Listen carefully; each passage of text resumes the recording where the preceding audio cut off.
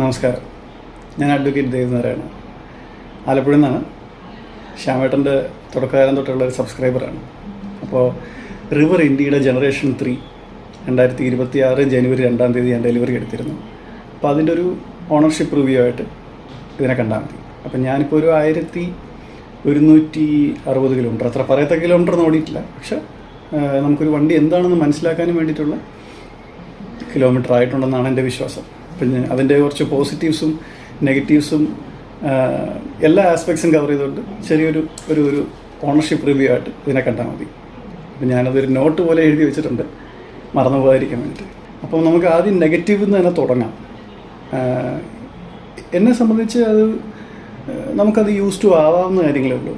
First വന്ന് പറഞ്ഞാൽ മിററിൻ്റെ വിസിബിലിറ്റിയാണ്. നമ്മുടെ പുറന്നോട്ട് നോക്കുന്ന മിററിൻ്റെ വിസിബിലിറ്റിയാണ്. അപ്പോൾ നമ്മൾ നേരെ ഇരുന്ന് ഓടിക്കുമ്പോൾ നമ്മുടെ ഈ ഷോൾഡറിൻ്റെ ഒരു വ്യൂ ആണ് അതിലൊരു മിററിൻ്റെ പകുതിയും എടുത്തിട്ട് പോകുന്നത്. അപ്പോൾ നമുക്ക് വ്യൂ പുറകിലേക്കുള്ളത് ഒരു ഇച്ചിരി ഒബ്സ്ട്രക്റ്റഡ് ആണ്. അപ്പോൾ അത് എൻ്റെ ഹൈറ്റിലുള്ള ഒരാളുടെ മാത്രം കുഴപ്പമാണോ എന്ന് എനിക്കറിയില്ല.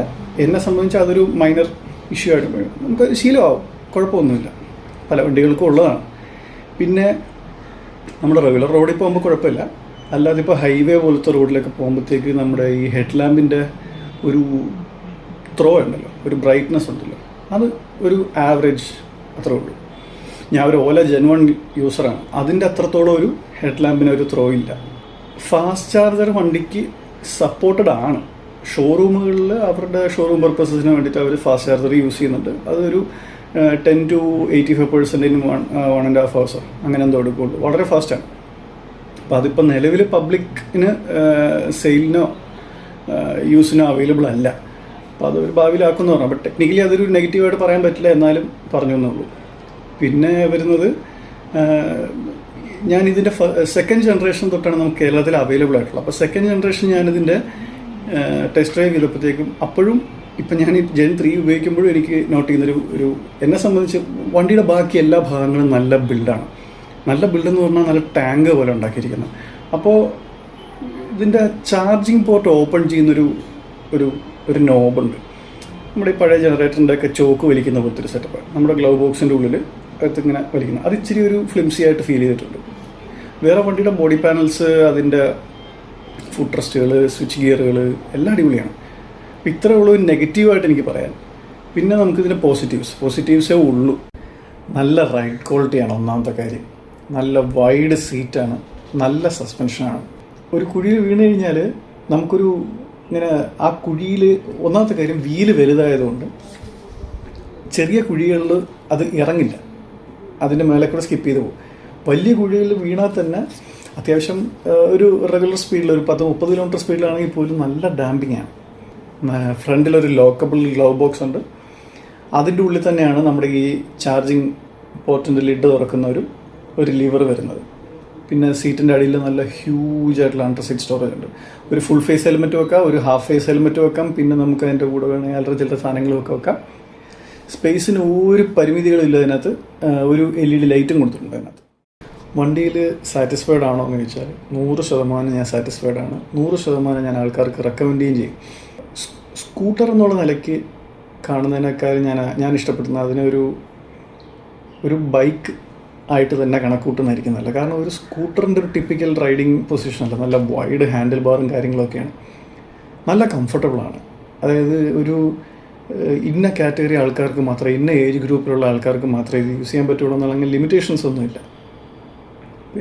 സ്വിച്ച് ഗിയർ ആണെങ്കിലും മറ്റേ വേറെ വണ്ടികളുടെ പോലെ ടച്ച് സ്ക്രീനിൽ കയറി ഇതിങ്ങനെ ഹാങ് ആവുക അങ്ങനത്തെ പരിപാടിയൊന്നുമില്ല. ജസ്റ്റ് ഒരു കീ ഇടുക, ഹാൻഡിൽ ലോക്ക് മാറ്റുക, കീൽ സ്വിച്ച് ഇടുക, അതിൽ തന്നെ ലോങ് പ്രസ് ചെയ്യുക, എടുത്തിട്ട് പോവുക.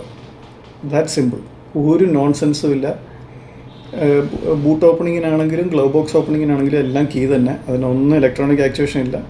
എല്ലാം ഒരു ലേണിംഗ് കർവ് ഇല്ലാതെ ഒരു സാധാരണ ഒരു ഡിയോ ഇല്ലെങ്കിൽ ഒരു ആക്റ്റീവ യൂസ് ചെയ്യുന്ന ഒരു കോമൺ കസ്റ്റമറിനെ പുതിയതായിട്ടൊരു സാധനം പഠിപ്പിക്കുന്ന ഒരു ഫീലിംഗ് കൊടുക്കാതെ സാധാരണ രീതിക്ക് അവർക്കത് ഉപയോഗിച്ച് മുന്നോട്ട് കൊണ്ടുപോകാൻ പറ്റുന്ന രീതിയിലാണ് റിവർ അത് ചെയ്തിരിക്കുന്നത്.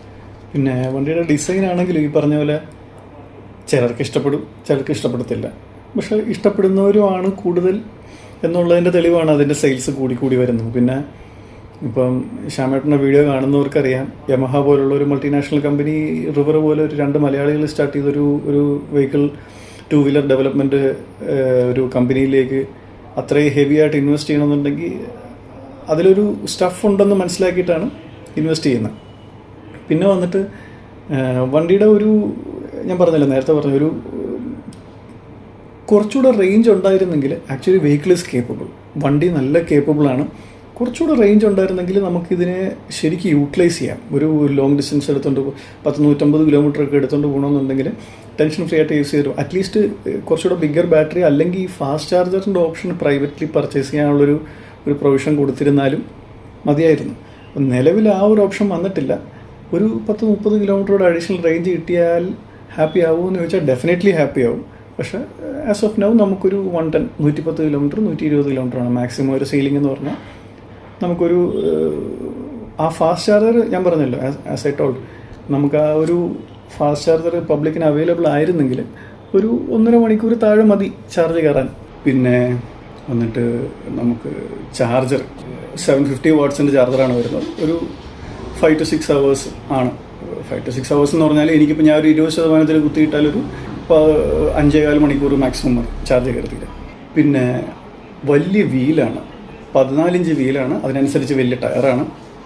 അപ്പോൾ സ്വാഭാവികമായിട്ടും വണ്ടിയുടെ സ്റ്റെബിലിറ്റി ബെറ്റർ ആവും. പിന്നെ ബ്രേക്സ് നല്ല ബ്രേക്കാണ്, നല്ല ഡ്രൈവിംഗ് കംഫർട്ടാണ്. അത് പിന്നെയും എടുത്ത് പറയാതിരിക്കാൻ നമുക്കൊരു നിവൃത്തിയില്ല. ഞാൻ ആലപ്പുഴ എറണാകുളം കൊണ്ടുപോകുമ്പോഴത്തേക്കാണെങ്കിലും ടെക്നിക്കലി അവർ പറയുന്ന റിയൽ വേൾഡ് റേഞ്ച് നമുക്ക് കിട്ടുന്നുണ്ടെങ്കിലും വണ്ടിയുടെ കംഫർട്ട് ബെറ്റർ ആയതുകൊണ്ട് കുറച്ചുകൂടെ റേഞ്ച് കിട്ടിയിരുന്നെങ്കിൽ നമ്മൾ മനസ്സുകൊണ്ട് ആഗ്രഹിക്കും. അറ്റ്ലീസ്റ്റ് ആ ഫാസ്റ്റ് ചാർജിങ് ഓപ്ഷൻ നമുക്ക് തന്നിരുന്നെങ്കിൽ നമ്മൾ അങ്ങനെ നമുക്ക് ചാർജ് ചെയ്ത് അത്യാവശ്യം ദൂരെ കൊണ്ടുപോകാൻ പറ്റും. കേപ്പബിൾ ആയിട്ടുള്ളൊരു വണ്ടിയാണെന്നാണ് ഞാൻ ഉദ്ദേശിക്കുന്നത്. പിന്നെ സർവീസ് ആണെങ്കിലും, സർവീസിന് കൊണ്ടുപോകുമ്പോഴത്തേക്കുണ്ടാകുന്ന ടെക്നീഷ്യന്മാരുടെ ഒരു ആറ്റിറ്റ്യൂഡ് ആണെങ്കിലും ബിഹേവിയർ ആണെങ്കിലും ഒക്കെ ടോപ്പ് നോച്ചാണ്. അതൊരു ഭയങ്കര പ്രൊഫഷണലായിട്ടുള്ളൊരു അപ്രോച്ചാണ്. എനിക്ക് ഇന്നേ നാൾ വരെ ഒരു തരത്തിലുള്ള ശല്യം ഉണ്ടായിട്ടില്ല. പിന്നെ ആപ്പ് സപ്പോർട്ടുണ്ട് വണ്ടിക്ക്. എന്തുകൊണ്ടും ഒരു നല്ല പർച്ചേസാണ്. പിന്നെ ഞാൻ വണ്ടി പർച്ചേസ് ചെയ്തത് December 31st, 2025 ഞാൻ പേയ്മെൻറ്റ് നടത്തിയത്. അപ്പോൾ എനിക്ക് ഇയർ എൻഡിങ് ഓഫേഴ്സായിട്ട് ഫ്രണ്ടിലൊരു വൈസർ, ഒരു ഫ്ലോർ മാറ്റ്, ഒരു പില്യൺ ബാക്ക് റെസ്റ്റ്, അത്രയും കോംപ്ലിമെൻ്ററി. 5 year 50,000 കിലോമീറ്റേഴ്സിൻ്റെ അഡീഷണൽ വാറണ്ടിയും കോംപ്ലിമെൻ്ററി ആയിരുന്നു. പിന്നെ അത് കൂടാതെ ഞാൻ വെച്ച ഒരു മൊബൈൽ ഹോൾഡർ ഉണ്ടായി, വാട്ടർ പ്രൂഫായിട്ടുള്ള. പിന്നെ നമ്മുടെ ഈ പില്യൺ ഫുഡ് റെസ്റ്റ് ഇല്ലേ, സൈഡ് ഫുഡ് റെസ്റ്റ്, അതൊരെണ്ണം അഡീഷണലി ഞാൻ വെച്ചു. ഇതെല്ലാം കൂടിയിട്ട് എനിക്ക് വണ്ടി ഓൺ റോഡ് വന്നപ്പോഴത്തേക്ക് 163 ചില്ലറായിരുന്നു ആയത്.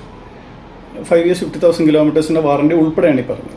അത്രേ ഉള്ളൂ. എനിക്ക് വേറെ പ്രത്യേകിച്ച് അങ്ങനെ എടുത്ത് പറയത്തക്ക നെഗറ്റീവായിട്ടൊന്നും പറയാനില്ല. ഈ പറയുന്ന നമ്മുടെ ചാർജർ ആണെങ്കിൽ പോലും, ഞാൻ ചാർജറിൻ്റെ ഇതാണ് ചാർജറിൻ്റെ ബാഗ് വരുന്നത്. ടിപ്പിക്കൽ ഒരു ചാർജർ 750 വാട്ട്സിൻ്റെ ചാർജറാണ്. ഇത് നമുക്ക് ഇതിൻ്റെ വീതി കണ്ടാൽ തന്നെ അറിയാം. ഇതിപ്പോൾ ഞാൻ അത്രേ ഉള്ളൂ, കേബിൾ ഉൾപ്പെടെയാണ്. അപ്പോൾ ഇത് നമുക്ക് സീറ്റിൻ്റെ അടിയിൽ നമുക്ക് ഇങ്ങനെ തന്നെ വെക്കാം, നേരെ വെക്കണമെന്നില്ല. ആവശ്യത്തിൽ കൂടുതൽ സ്ഥലം സീറ്റിൻ്റെ ഇടയിലുണ്ട്. ഇത് വെച്ചെന്ന് പറഞ്ഞാൽ നമുക്ക് സ്ഥലമൊന്നും പ്രത്യേകിച്ച് അങ്ങനെ നഷ്ടപ്പെടുത്തൊന്നുമില്ല. അപ്പോൾ അതാണ് എൻ്റെ ഈ വണ്ടിയെക്കുറിച്ചുള്ള അഭിപ്രായം. എൻ്റെ വീട്ടിൽ ഞാൻ, ഫാദർ, എൻ്റെ അമ്മ, എൻ്റെ സിസ്റ്റർ എല്ലാവരും ഈ വാഹനം ഉപയോഗിക്കുന്നുണ്ട്. എല്ലാവരും 100% സാറ്റിസ്ഫൈഡ് ആണ്. നല്ല ഓഫർ കിട്ടുമ്പോൾ എടുത്താൽ ഇരട്ടി മധുരം എന്ന് പറയുന്ന പോലെയാണ്.